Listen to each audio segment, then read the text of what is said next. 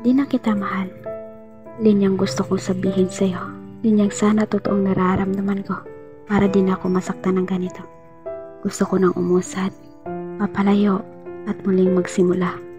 Gusto kong unahin na ang sarili at sabihin ako na muna. Gusto kong paniwalain ang sarili na di na kita minamahal pa. Pero di ko kaya dahil sa kabila ng lahat ng sakit na ikaw ang dahilan, minamahal pa rin kita. Naiinis na ako sa sarili ko mismo. Alam kong di mo nakikita ang halaga ko sa buhay mo. Kaya nga madali lang para sa'yo na ko iwanan. Dahil mas malalim ang pagmamahal ko sa'yo una pa lang.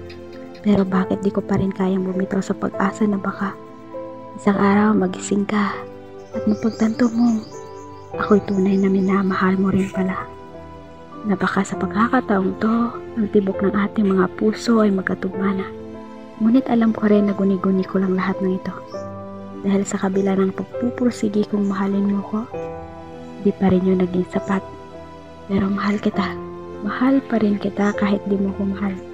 Minamahal pa rin kita kahit nagmukha na akong tanga at hangal. Minamahal pa rin kita kahit ako'y nasasaktan mo na ng sobra.